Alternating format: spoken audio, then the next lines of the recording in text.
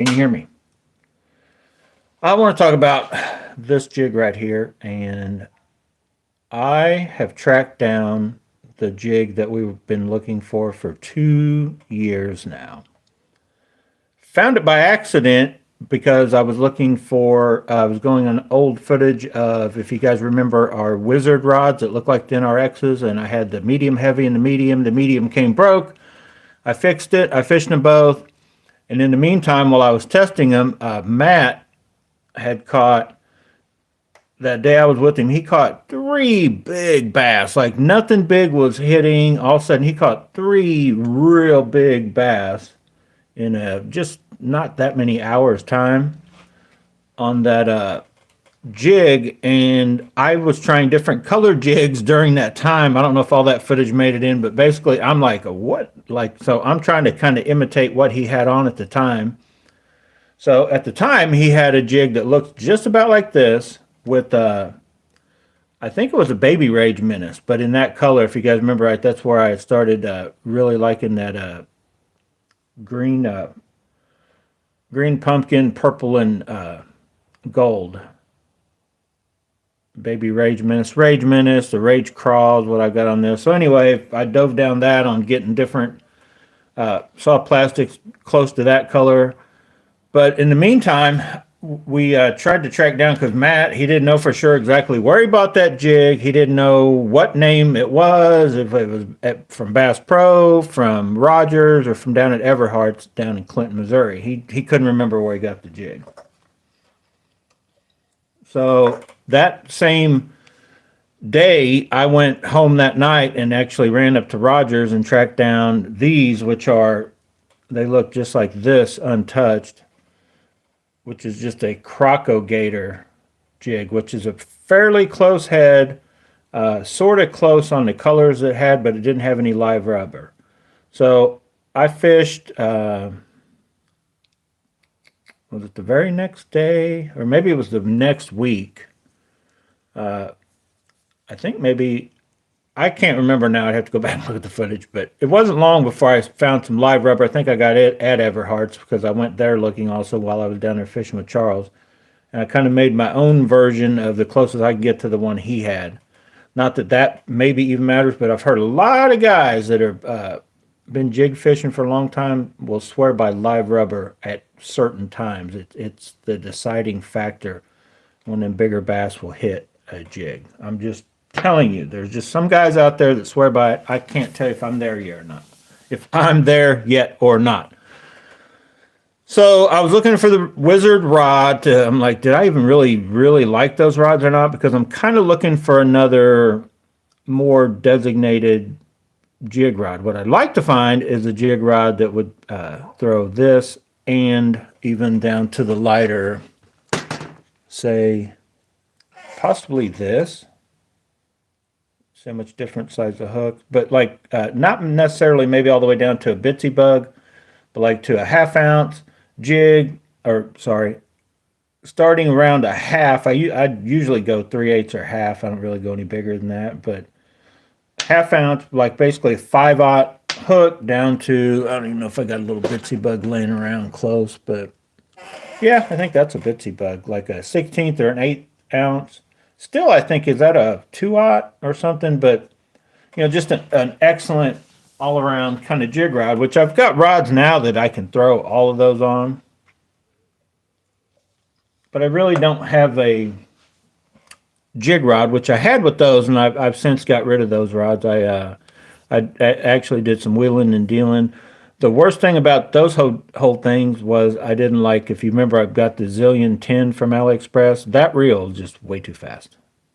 Some people argue 5 to 1, which a lot of these reels are, is just too fast of a speed. But that 10 to 1, that reel is just, I don't even know. Like, I see why they probably, not too many companies make them, and the ones that do probably don't sell very many. Charles asked me if I want to fish Saturday. What's the temp going to be like Saturday? If it was going to be 60, I'd say yes, Charles, but you know me and these magic fingers, if it gets below 55 degrees, they start going numb and losing, they actually start dying off. But anyway, I think about that, Charles. So if you guys have been waiting, like, what did you guys finally find? And you can go back in the old video. I was holding it up, the actual jig Matt had, because he cut it off, gave it to me. I went up to Rogers, could not find anything other than basically this was close, but it had a little bit different style head, but it had the horizontal line, so it was very close, but it wasn't, an exact cigar copy. So I wasn't even thinking about trying to track down this jig anymore, but I started watching that Wizard video, and the first fish I caught was actually with the Super Destroyer, which is excellent for these bigger jigs. I caught the first cast, like I tied, I believe it was this one, I rigged it up, and I cast it out, and very first cast, caught a, I don't know, pound and a half, 2 pound bass on it. But then when I was fishing with the Wizard rod, I was also casting it, and I caught a fish or two in that video. And then it tracked me back to the video of me holding it up, and I'm like, that can't be that hard of a jig. I like, who makes that jig? Because he didn't buy it, wasn't a custom. He bought it, from a store. So in looking, I'd been looking, and you guys, this head's not too much different than that one, but I was kind of looking for a flipping or pitching jig. I kind of looked at all the others, but here's how it eluded me. This jig that I finally found it because I started looking at other jigs just for various reasons. You guys know the deal. Once you start going down rabbit holes, you don't know where you're going to end up. You're going to end up at somebody you used to know in high school, their cousin's kid who's having issues with something in somewhere, right? You guys know the deal. So I come across mop jigs, and the jig that Matt, I'm 100% sure, I just haven't ordered any yet, is a Buckeye mini mop jig. Not a mop jig, but the mini mop jig in a peanut butter and jelly. It's got the live rubber, it's got the purple up high, it's got the other color down low, and it's got the living rubber, I think, is on. So like they put the living rubber on first, so it is kind of technically what's on the outside of that one. But and I looked at several other pictures, and once I had a name, Buckeye, mini mop jig, peanut butter and jelly, and almost everywhere I originally found them, they were sold out of the half ounce. They have the 3/8 or whatever. So I found if I want to get the half ounce, if I just want to buy them from one place and not have to get them here, Tackle Warehouse has them, but they're I guess you could back order the half ounce ones, but Discount Tackle had pretty much all the sizes and all the stuff in stock. So I may make an order there. I may just order them through Tackle Warehouse and wait for them to come, since I'm not even fishing right at the moment, and I don't even know if this jig color size will actually be a playing factor everywhere, anywhere. That's one downside. The living rubber is just harder to mess with. Then you got to keep it separated. Like I had all these stranded separated. They kind of start sticking back together again after they set a while. I just see why a lot of people went away from living rubber, just for the fact of, I think they're harder to get tied up. They're not as easy to mess with as the regular. If you guys, for those of you that are new and wondering, what is this guy rambling on about? Living rubber is an actual round rubber, different little deals than your normal silicone skirts, which are flat and a lot more flexible, move around, but the living rubber kind of holds, if anything, let me get a couple strands out here.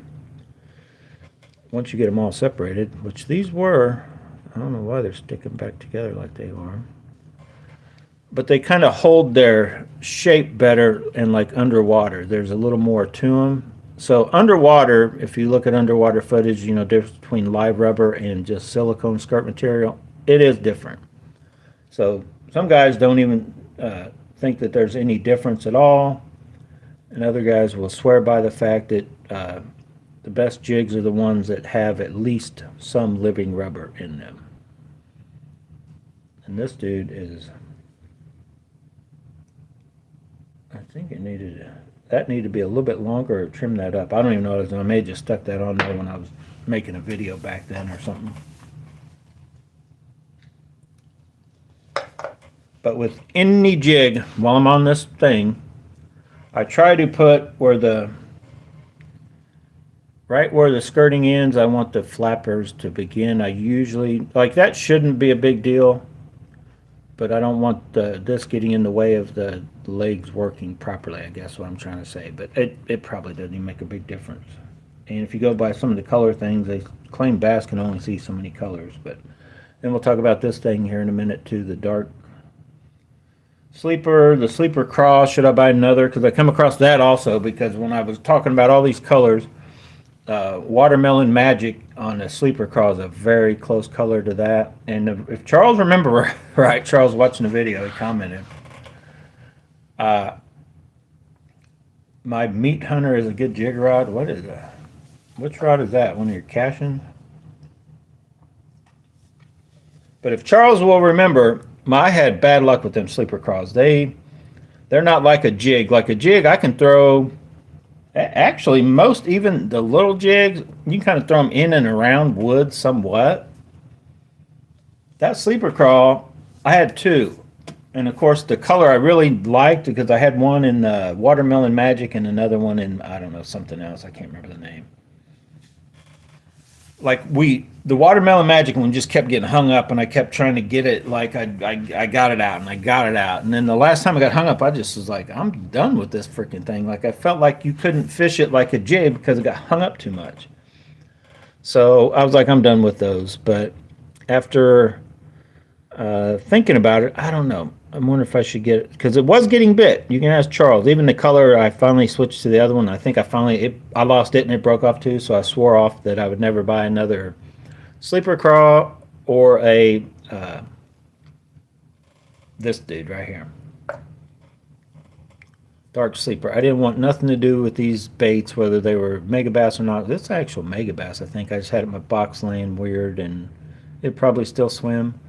But I cut the deals on it because I felt like I don't even remember what I was fishing with. I had a biter too that I didn't set the hook, so I actually trimmed these things up so they flake off. They're like each individual little I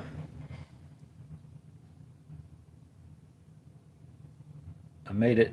It just seemed like this was so hard to try to get out of the way of the hook, for me anyway. So I just cut some of them so it made it. Because really, like this one, I don't plan on just jigging this guy. And this one, I never had a problem with it getting hung up.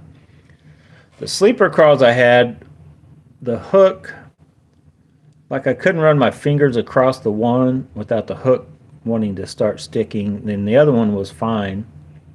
So I'm thinking if you buy those, like you got to kind of tinker with them to make sure it is going to be kind of get through the brush. But anyway, what else do I want to talk about? I'm trying to make this a quick video.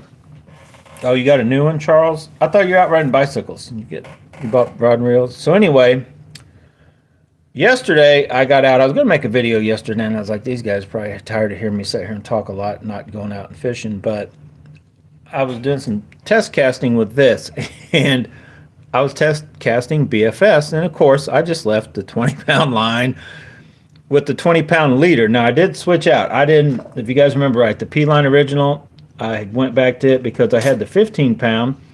They actually got caught up in the guides worse than my 20-pound P-line on my blade rod. So I took this, and now I should have switched. I should have cut that leader off at least and put a 10-pound leader on, because my 20-pound leader did struggle going through the tetton rod slightly. But it still went through. You could tell it was struggling more through it than it does the blade, or a standard like rod with micro guides, because the tetton is BFS and it is even a little bit smaller guides. But let me explain what happened when I was out there test casting. This, I don't even think it was touted as being BFS capable by anybody. Definitely finesse reel. But I was throwing my 16th ounce shaky head that it really takes a pretty good BFS set, as far as I've cast with any of my other BFS stuff. Because when I took this out, and there's a magic number for me in the way I cast. If you guys can look at right there, it looks like you can see a 4, but it's actually 5. That it's the little dot. or no, yeah, it's 5. So when you're looking at it like this, that's the way you just tip the reel up and you look. There's a 4 on that side, a 6 on that side. That dot, which is number 5, is what it bombs the. Well, actually, it's this jig right here. So, like basically a half-ounce jig, I can bomb it out and it doesn't backlash. If I go to 4, it'll fluff up, but it's iffy. But 5, it's like doesn't flutter, doesn't do anything, and I can cast it hard as I want. And that's actually, I tried backing it off. You can't, and it likes it right there for the shaky head. And I was throwing both of these just to see if there's a difference. This 16th ounce, which with that actually weighs a little more than just that hollow bodied like a tube crappie jig.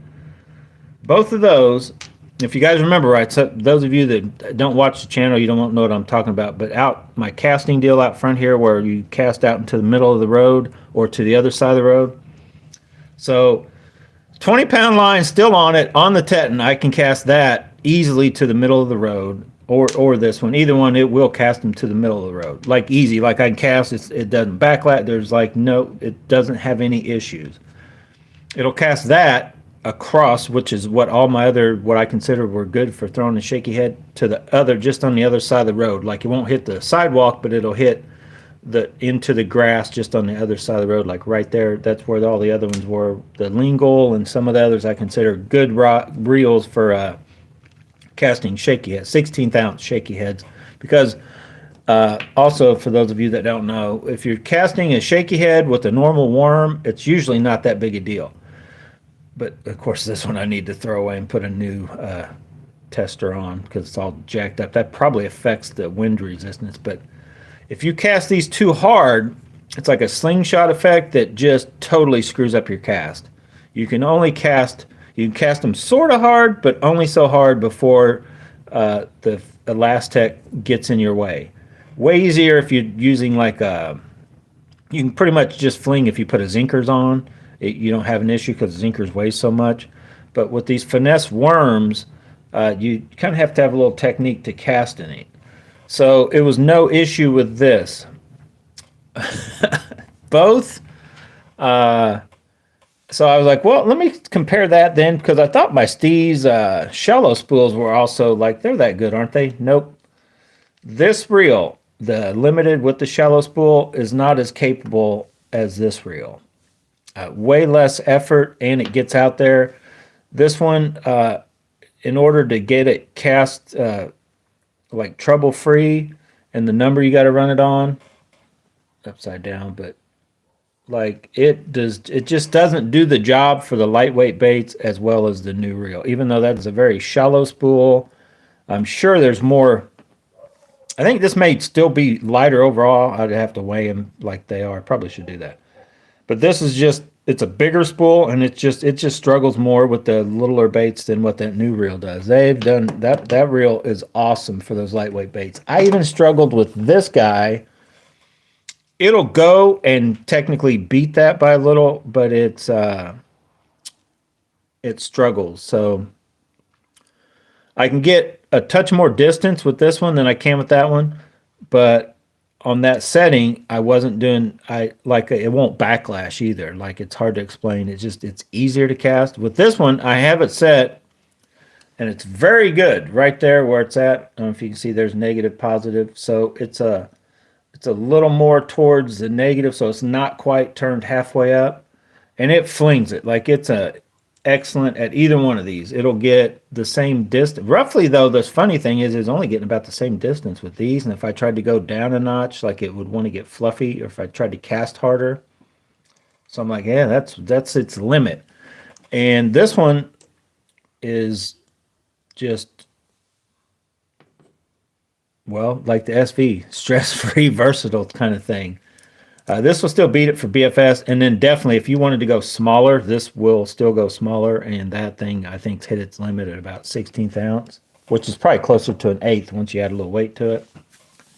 So yeah, I'm going to really enjoy that reel. I think just the crazy, what you can feel comfortable casting out on the water. So like, no problem if I wanted to go out and throw something that small or something like this. I guarantee you that reel will throw either one of these with ease and feel good doing it. Now, this reel, most of these reels will. The Zillion will, with the spool not completely filled up. If you fill it all the way up, now any of these, if you added regular fluorocarbon, you're probably going to start struggling when you get too light.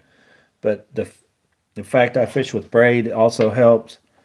And that's kind of my goal with all my rods. I want them to have a wide range, right? So I want I don't want a combo that's like this. Here's what fits in thing. One thing that it's best at casting, it really struggles at any other thing or weights or whatever. I like all my rod and reel combos to be like this. That way, when you need less combos to cross and cover everything. If you've got 5 combos and they're right here, this one's here, and so on, then there's all these gaps or places where you'll need more.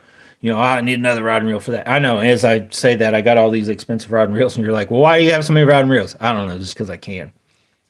But I like to know that I could go out with this one on the blade, and it will literally, I guarantee you, it'll throw this and set the hook and all that, no problem. It might be pushing it. It'll throw that. I don't know if the blade would be anywhere close. You're going to have to yank hard, even though I fish with braid. It's considered F5, so technically it probably should. If it was longer, it's only 6'8", so I probably ought to just try it. But so like the Poison Adrenaline is a perfect example. If I wanted to, it would. I tried it on. It doesn't really match up good. This color is off enough. The Poison Adrenaline is like a more solid black. This is kind of dark, smoky gray gunmetal. It doesn't go. It doesn't go on a Poison Adrenaline. Poison Ultima, man, it looks awesome on. But that 6'11" is also the same thing with one of these Steez limited on. You can go out there. I could throw this. I could throw that, but I don't know about the whole hook set thing. So the Super Destroyer is right there, but then on the light side. Now, I don't have any issues. I think, plus I don't run my drag super tight. So before that hook would straighten, I think my drag would give. If you guys have ever heard me when I said the hook, the drag goes. So I don't feel it'll cast it too, because I also have I think even this reel will cast pretty light. This reel is pretty good too. And I thought about it yesterday. I'm like, I should have tested this one against that reel in like a little shootout. I didn't even dawn on me. This one, it was a nice day, but this one I didn't even think about it. I should have put it up against it. But the testing I have done with this one so far, that they've got a pretty nice caster right there. But I don't know if it's quite. I don't think it's anywhere like that. It's probably more in line with like our because it's still a bigger spool, so it's probably more in line with like no, or is it a bigger spool? I don't even know if it's bigger or not. I have to look that back up. So Charles says he's got a new one. It's a heavy, solid glass blank. What's going on? Creek Quest. Creek Quest needs some BFS stuff for those little creeks and streams. Teton Gecko Vision is the best Z-Man shaky head combo. Yeah, for the guys that like the lighter weight stuff. But some guys fish a shaky head with like a quarter or bigger and a bigger hook. But for the VMC or these thinner like shaky head hooks, yeah, when you can throw them 16th ounce and throw them with the lighter weight stuff. My best combo, probably other than the Teton, which with whatever BFS reel I had on it. If you guys remember when I first got the Feeling rod with the Black Knight 2, and we were out throwing shaky heads, I believe, with it. That's probably still my best overall setup, because that 6'8" Feeling rod is just light enough to kind of get the zing going on it, and then as long as you got a reel capable of throwing that lighter weight, you can fling them out. And then once you put a zinkers on, you technically could probably go without BFS, but BFS usually will get you just a little more distant than regular stuff. But you can throw it with, these, I say regular, but I'm talking these kind of higher end uppity reels. Even this reel with that spool is like not your conventional, 150 or 200 size reel. They're down into, this is probably more like a 70 size, 100 size, or the ones that are 100 or over, and I've got them down, or the shallow spools where their line capacity on a braid is more like down into that way lighter than just taking a Corrado 200K with 12-pound fluorocarbon and try and throw something lightweight on it. It's not going to do near as good a job. You could put braid on it and maybe fill it 3/4 of the way up, and then that thing may also actually go. But that 200K is excellent at casting any of this kind of stuff. I did little shootouts with them too a few years back. So anyway, I guess I'm trying to find. I've been looking. Let's talk about that. So all that talk, all that spiel, other than just to tell you, I found the jig, Buckeye mini mop jig, peanut butter and jelly. I'm gonna get some of those ordered. I suggest if you guys want, look at you can look on Tackle Warehouse, Buckeye Lures, the mini mop. There's more colors in the mini mop jig than there are in their bigger mop jig.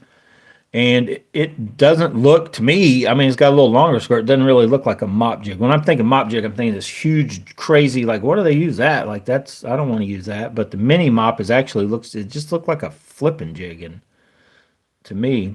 And they've got several good looking colors. So if you got, I think maybe they're $5.99, $4.99 or $5.99. I can't remember.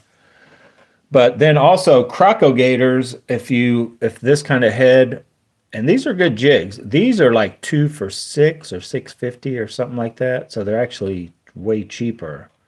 And they've got some pretty good colors. And these are pretty good jigs. I definitely don't feel like I'm totally left out of the, with these jigs, which this one's doctored up a little bit. Kind of custom. They come out of the package looking just like that. And black and blue, watermelon, pumpkin, I don't know, they got a bunch of different colors. And the Croco Gators. There's a certain name, maybe it's Pro something, but Croco Gators, what you want to look up for. They got those on Tackle Warehouse too. So I need to find a kind of I guess a multi-purpose jig rod, because most of my rods are actually not even jig rods. The Tequila back rack is technically for all the heavier stuff, but I'm kind of using it for the soft and hard swim bait, just all my bigger stuff. And I will throw bigger jigs, and it also would actually, cross like I talked about. I can throw any of these bigger jigs, no problem with it, but it's not really it's for like everything. The Super Destroyer, which was going to be that. It's just a slightly stiffer than I kind of want for my littler jigs, because I'm also, when I'm throwing littler jigs, I'm not really BFS fishing, but I'm kind of slowed down to the point where I think it's probably going to be smaller bass. So the idea of a little lighter rod would work. So anyway, I've been looking at a lot of rods. And I'm kind of up in the air, and I'm going to let you guys comment. Like, well, let me know. What's your favorite jig rod for something like, half ounce, flipping or pitching or structure, or just casting jig, half, even a 3/4 ounce, the big 5/0, the hack attacks, all that kind of stuff. What's your favorite rod for that? And then what's your favorite rod for these smaller, like the Bitsy Bugs or any of those micro finesse, even some of them that are like, they're crazy heavy, but they've got, like this little dude. This dude's literally, I think a half ounce or whatever, but it's got that little bitty hook that's even smaller than technically this hook. So those finesse type baits, what's your favorite jig rod for that? Or have you found a rod that you can actually you feel comfortable throwing half ounce all the way down to 1/8 ounce, or the very compact ones that have the small hooks? I'm doubting that there's a rod out there that can cover it all, but they're, for example, those Wizards. I don't even know where I got this one from. I know where I got this one from. I put it back. I don't even know where did I get this one from? Heck, I don't know. Let's put it back right there. The Wizard rods, the medium was definitely not capable. Like, I felt it wouldn't have been good for anything like that, but it was excellent for those smaller ones like I just talked about. And then the medium heavy was pretty much good for this. So technically I could just buy those again. I could buy them, just double check. I think they're right at 100 a piece, 90 something. And then I could do that. But I'm wondering if there's a rod in between, because a part of me, I'm trying to talk myself out of spending another five. I think I seen where I could get a used one for $500, but the NRX Plus and a 90 or 803. So it's going to be the shorter 3 power. So I already had one of those in the older NRX. I had the 802 and the 803. And both those rods are actually very good. The 802 is actually just a touch stiff for like shaky heads and stuff like that, but it was all awesome for like any of that smaller soft plastic stuff, like a shaky head, like a little too heavy for TRD. So I'm kind of wanting something to cover the jigs and then the soft plastics and even down to like a TRD other than BFS gear. Like I can actually fish TRD with the BFS gear I have, but so I'm kind of looking for almost technically two different rods that are like this, but then meet up somewhere in here. So the two jig rods will cover everything else. Now I know a lot of you, if I stuck with Mega Bass P5s, I know Brute Tank will be on here talking about the Dark Sleeper, but it's 7'1", which technically I guess I could live with. He's still trying to trade me that thing. The But I think an all-around rod that might lean itself closer more towards jigs than even my Super Destroyer would be the Mad Bull. So I could have another rod that matched up to my one of my reels that I already have with carbon fiber stuff look to it. But it's 7'2". No, it's 7 foot, and then the Dark Sleeper is 7'1". But then there's also the X Bites. Is it 7 foot or 7'2"? I don't know. So I don't really want. I want to try to stay under 7 foot. So I remember. I think it was Eddie. I may be wrong. I heard him just talk about it in a video just the other day when I was browsing. I was looking for something else again because I read the comment that Eddie had commented that Phoenix Feather is only 90 grams, the 6'9" medium heavy, and I also between Eddie's commenting about it and I watched a video with Mark Davis talking about the Phoenix rods that I guess he's got sponsored 5 or 6 months ago by him or whatever, that they're lighter powered than what they say. So medium heavy it's actually not going to be. So it's probably going to be more like what trying to think. There are just rods out there. Some are feel heavier than what they say, like the 13 Fishing Fate Black or whatever I have over here. It says it's a medium. I consider it's actually probably closer towards a medium heavy. It definitely doesn't feel like a medium action compared to like say the X Pride. It's definitely stiffer than X Pride. I got them both sitting here beside. I've kind of checked them. So the feathers sound interesting, and unfortunately, they make like a whole line of 7'1". Like they've got the 6'9" medium heavy, and I think 5 or 6 that are 7'1". I'm like, oh my god. So those probably like, and for whatever reason, I watched a couple videos of Mark Davis talking about, just talking about how good he liked the 7.7 extra heavy because it's probably just like a heavy. And then there's these other guys that were either sponsored or definitely like Phoenix fanboys talking about the whole 7.7 lineup. Like they make like a medium heavy, a heavy, and the extra heavy, and a 7.7. Basically like a flipping rod, and then they've got them for a couple other things to be more versatile. But I'm like, I definitely don't want anything that big. But I think they do make either the 7.1 and a heavy or extra heavy or something. But they're like real stout rods, but real light. That's kind of why I got the Tequila back rack. It's definitely, I've been out casting swim baits and stuff with it, and it's a lightweight. It's 120 some, 130. I don't know. It's got a pretty big handle, but it's a lightweight rod in hand fishing it. It doesn't really. It feels way bigger than any of my other rods, but it does not feel more cumbersome than like any of the bigger, like take your carbon lights, take almost any of your St. Croix rods, or just a lot of those rods that just feel bigger. The Dobbins that kind of just feel a little bigger and heavier than what they actually are. To me, once you've been fishing with, I'm not trying to brag or nothing, but you've been fishing with NRXs, you've been fishing with Destroyers, Poison Adrenas, X Prides, you start feeling some of these other rods and you're like, oh, wow. And they almost do have more of a, not necessarily the sensitivity when you're detecting bites, but like more of a dead, I heard what's his face keeps calling it, they feel alive, like when a rod feels real good. but like a dead action to them. Like they just don't feel as good in hand once you're, I don't know, just holding them. Now the